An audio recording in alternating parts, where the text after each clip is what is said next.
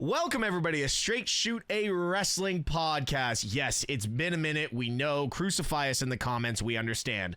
But life does get in the way, but nothing gets in the way of the road to WrestleMania. Con, I can see the exit. I can see the sign to Philadelphia. But before we get there, how you been, buddy? I've been good, man. I'm super excited to get to WrestleMania. It feels like we have been waiting, well, a whole year since last year for WrestleMania. And it's just about time to get into it, man. But we've got a pretty cool topic today that we're going to discuss. Do you want to give the viewers an idea what we're talking about? Con, I don't think it's just your chat. I don't think it's just my chat. I think it is every professional wrestling content creator's stream, comments, and whatever. Everyone is talking, especially after the last Monday Night Raw that we witnessed. What era of professional wrestling are we currently in? And before you answer that, we are in such a bubble right now of just good professional wrestling, not just in WWE. And the context is WWE, and that's what the topic is. But GCW, TNA, the Indies, AEW. Yes, I've been watching AEW. It's just one of those ones where it doesn't matter what you put on, what channel, what network, what company you put on. We're watching good professional wrestling. You couldn't have said it better. This pro wrestling bubble that we're in right now is just, it's amazing. And in many ways, it's brought a lot of people back to wrestling as well, which I've been seeing in the comments, people saying, oh my God, I haven't watched wrestling in 15 years. And now all of a sudden I'm watching again. People have been coming over to my place, friends from a long time ago. And they're just like, hey, what's going on in wrestling? And they're hooked again. Yep. They're into it. My man, are we living through the Renaissance era of pro wrestling? Well, let's just say I said it about, 6 or 7 months ago in my Twitch stream. I said, what are we going to call this? And I'm not going to say I'm the one who came up with the name Renaissance era, but I do know it was one of the first things that came out of my mouth about 6 months ago before we got into this crazy bubble that is, I don't think it's even close to popping yet. I think we have so much happening. You know what the one thing, Con, before we get into the topic is, and I don't know if you'll agree, when I talk about pro wrestling to people that have not watched in a while, and they're like, oh, yeah, I used to watch pro wrestling as a kid. I don't get that answer anymore. No. I've not heard that answer in months. It's like, yeah, did you see what happened on Monday Night Raw? Yeah, man, this is my job. Dude, when I tell you that I've had my buddies talking to me about wrestling, like I'm not shitting you right here. This is true, right? My buddies lately have just been chatting up what's going on with The Rock. And like, that's the big thing. The Huge. Rock coming back has got a lot of people back into wrestling, but it's also the other characters. When you hear people talking about Drew McIntyre and what he's doing, when you hear people saying how excited they are to see Seth Rollins wrestle, which to me is, I didn't picture Rollins being in the same top tier as everybody else. Like I always visualized Rollins just a step down from, the Romans of the world or the Codys of the world. But honestly, he has held his own and he's looked pretty good and he's just as big a part of this as anybody.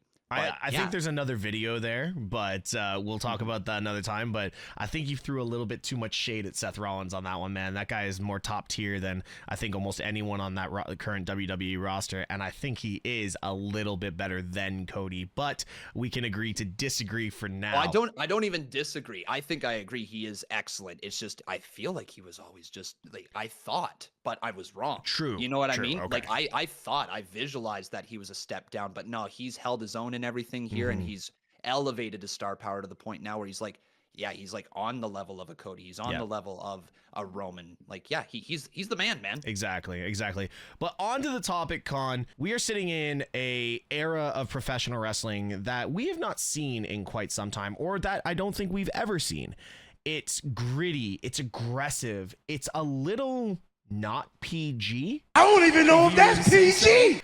But when it comes down to this, we are seeing stuff that Vince McMahon really didn't allow on television. The comment that jumps out to me just recently was Drew McIntyre's promo to CM Punk saying, for someone who is not a drinker and doesn't do drugs, you spend more time in rehab than anyone else. You never drink, you never do drugs, yet you spend all your time in rehab. I thought that was hitting him with, like, hitting two birds with one stone, and it was perfect. But you would not have heard that in the last 10 years. Dude, that entire promo segment was all bullet points. They just let the wrestlers go out, hit the points they needed to, and then fill in the gaps. And oh my God, it was great. In my opinion, I think it's one of the best non-bloodline related segments that we've seen in the last 5-10 years. Yeah. Like legitimately, it was fantastic, and everybody involved should get a round of applause for what they did. Yeah, absolutely. And you've got top tier. I think, honestly, next to, obviously, the bloodline situation with The Rock, Cody, and Seth, I think the build to Seth and Drew has been the best build going into WrestleMania. But overall, it is giving us a vision into what's to come in Triple H's vision for what version of WWE we're getting. And I know that was very long-winded on how to explain that, but just remember, guys, come October, we're not on USA anymore. We're not on Sportsnet anymore for those of y'all in Canada. We are transitioning over to Netflix. There is a carryover into that. Netflix does not start January 1st. If anybody's been paying attention, it starts in October. So with that being said, are WWE testing the waters with this kind of grit to make sure the fans are going to accept it? The parents are going to accept it. We do get a boost in viewership before they decide, okay, well, we're just going to jump over to Netflix, make it 14A, and just let these wrestlers go ham and bust each other opens with chairs again, which I don't think they'll do that, but I mean, that's exactly what's going on here, man. They're definitely testing out the waters, and they're testing out what this new era is going to be. And getting back to the topic at hand here with this era, you know, it's going to involve blood. It's going to involve cursing. Like, we've seen that now. There's hell, the Rock is out here dropping F-bombs on WWE TV, and it was uncensored in the arena. Yeah. Like, that's where we're going. Yeah. You know, if the final boss is going to say that, a dude on the TKO board, there's a good chance it's going to bleed down into the rest of the roster. You know, I don't think you're going to hear Akira Tozawa dropping an F-bomb anytime soon, but I think with the right stories and the right things going on, you might get some more swearing. You're probably going to get some more blood here moving into the future. it would be nasty if Tozawa did drop an F-bomb. That's nasty. But I got to ask you, Teshk, all right? When do you think this era actually began? Because there's been a lot of talk out there on social media as to when exactly it started. Some people saying that it was the return of Cody Rhodes. Other people saying that maybe it was when Triple H took over and asserted his control in bringing back the faction, or debuting the faction, I should say, of Damage Control. And there's a bunch of other ideas. So what do you think? What do you think? When did it begin? I struggle with this because there's two that really hit and they are so far apart. The first one is the return of Roman Reigns and the start of the Bloodline storyline in its entirety.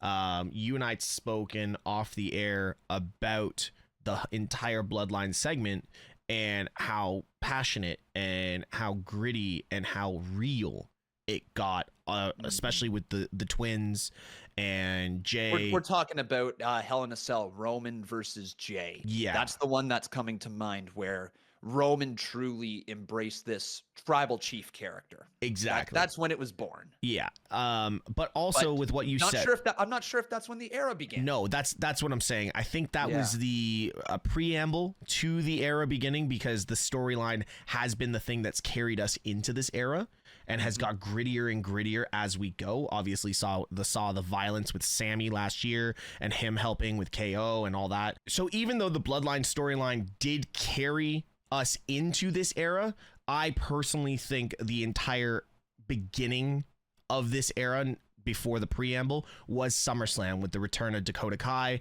and where Triple H finally had his foot on the accelerator by himself. And I don't believe in the conspiracy theory that Vince was still in charge. I think Triple H is the type of guy, if I'm in charge, I'm in charge. I'm not going to be listening to someone else in the back of my head. I'll take advice, but I'm the guy in charge. And I mean, that lines up as well with what this text message was just posted on social media by Bailey. It's a text message back from March 12th, 2022 to Io Shirai, inviting her to be a part of Damage Control. And this is when Vince McMahon rejected the idea of Damage Control, right? And then released Dakota Kai. Io Shirai was basically on her way out, and then Triple H took over and allowed this Damage Control faction to be born. So, like, if you haven't checked out the text message, make sure you do so. It's pretty cool to see. It's one of the cooler behind the scenes things I've seen lately. But I would agree that's probably a good starting point for this era. You know, when Triple H took over, he put a stamp on the show and he was like, this is mine now. Yeah. But there's a couple other ones that we could discuss. We could fast forward all the way to when Vince McMahon was truly no longer a part of WWE, when he was removed from the board of directors by TKO. Yeah, we could talk and say that was, I think, a key point in this era, to the beginning and the growth and the health of this era. It's kind of like when a leaf is beginning to die and you just cut off the access of it and it begins to grow again. And I hate to say that negative, because Vince McMahon did give us so much good in the decades of professional wrestling, but that's here nor there now, because this is Triple H's WWE now. This is Ariel, what's his last name? Nick Khan's WWE.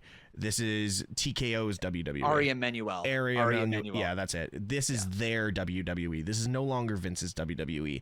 And this is no longer a McMahon WWE. This is TKO and Triple H at the helm.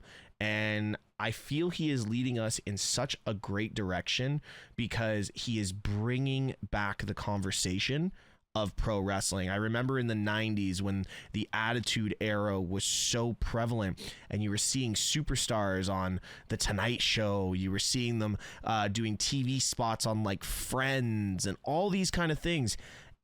And it's even bigger now.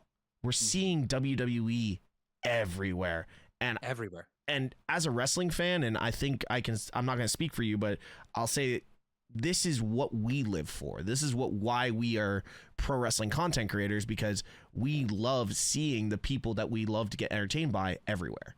Yeah, and I mean, this is really cool for me. I started watching wrestling in 2005. Okay, so I didn't get to live through the Attitude Era like some other people did. I've been going back and watching more of it lately, but I didn't live through it, right? Yeah. You can only experience it live, truly. Wrestling is meant to be experienced live, to be invested in the characters. So for me, this is the greatest period I've ever lived through as a wrestling fan. It doesn't top it. There's nothing from 05 to 2010 that, in my mind, tops what we're living through now.